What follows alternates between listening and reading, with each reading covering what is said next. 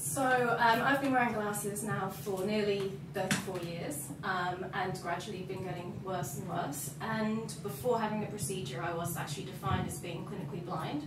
So I would be waking up in the morning and the first thing you do is reach for your glasses so you can see anything, so even getting out of bed so you don't stand on anything. Unfortunately, or fortunately for me, I have 2 cats, but they do like knocking things off my bedside table, which often include my glasses. So the first thing I'd have to do in the morning is try to find those glasses, while also trying not to stand on them because I wasn't able to see them at the time, which would involve me 6 AM in the morning, pitch black, reaching around on the floor trying to find something so I could actually see first thing in the morning. And last thing at night, the feeling of just having to get these things out when I put my contact lenses in, and now I don't have that anymore. And then I guess you also had an interesting story because you're only 1 week shy of your 40th birthday, and you were saying you wanted to do a little something nice for yourself, a present, and you said this was, your choice was getting your eyes fixed forever, or what was the other choice? So I must admit that one thing I've always wanted was a diamond from Tiffany's, and especially being in New York with the flagship store, that was something that I considered.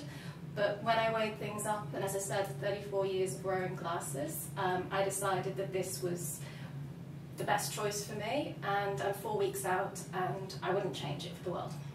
So I'm really happy you made that decision because you know, you're going to enjoy this forever. I guess with a diamond, after a while, it just becomes something you don't think about. And then I guess, do you have any things to talk about? Did it hurt? Was the process difficult? Was it post-op? Because I think a lot of people want to get rid of their glasses and contacts, but they don't necessarily want to go through the process because they think it's going to be painful. So maybe you could touch on that topic a little bit, Anna?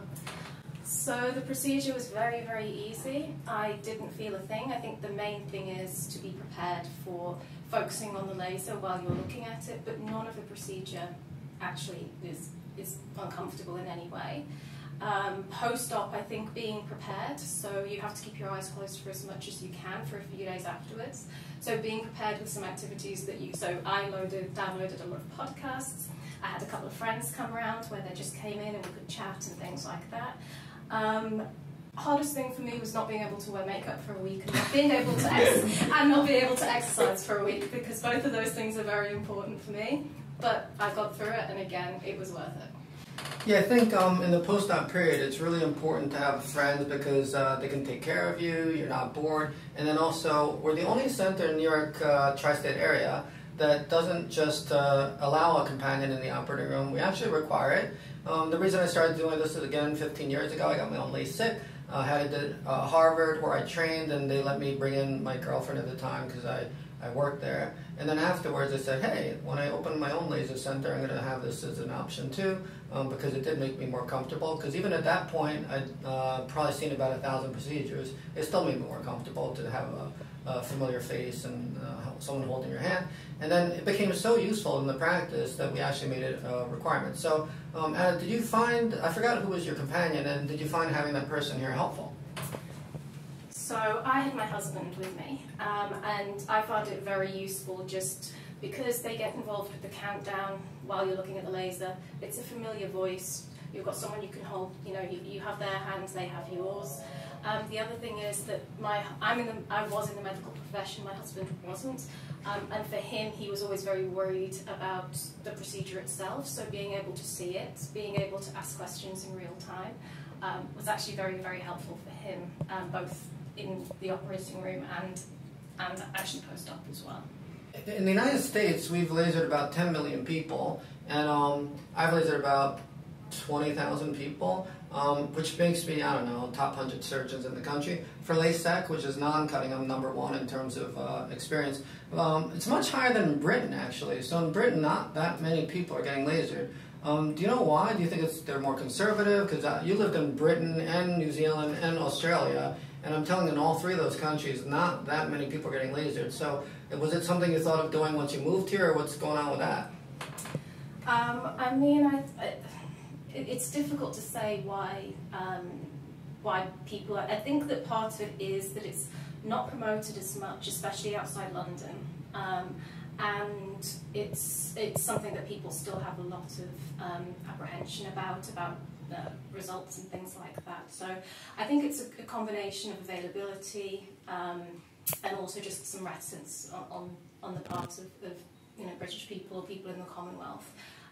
Whereas over here, I did notice that it seems to be a lot more prevalent, and I did actually speak to a lot. I was actually amazed when I started to talk to people who had corrective eye surgery, that I was considering it rather, how many people had actually had it, and they'd had it 5-10 years ago, and they wouldn't have gone back. So to me, the more people I spoke to, I also went to 3 different centres, so I was happy with the place that I chose. So just having the availability and also having people's experiences, the combination of both, I think just made me a lot happier with my decision. And then why did you choose non-cutting or the center? Because like most people shop, they go different places. We're the only pure non-cutting center in New York, and actually I think the only pure high-volume non-cutting LASIK center in the country.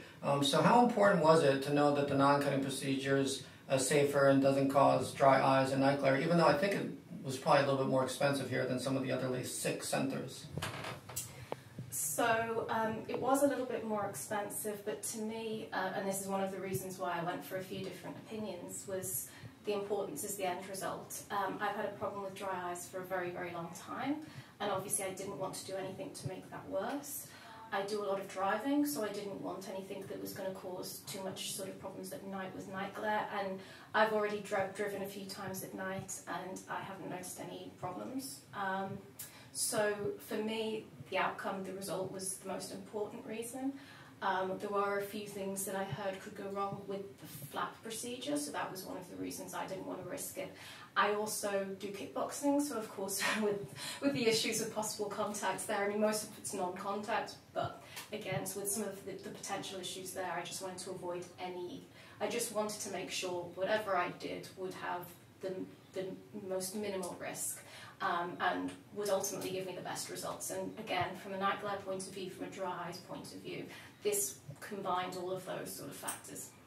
Yeah, I think it's a good decision. People who choose non-cutting LASIK, they're going to have to pay a few $100s more, but it's probably worth it, especially like if, Anna, you have a little bit of dry eyes going in. LASIK is going to make it a little bit worse. I'm a little more dry than I was.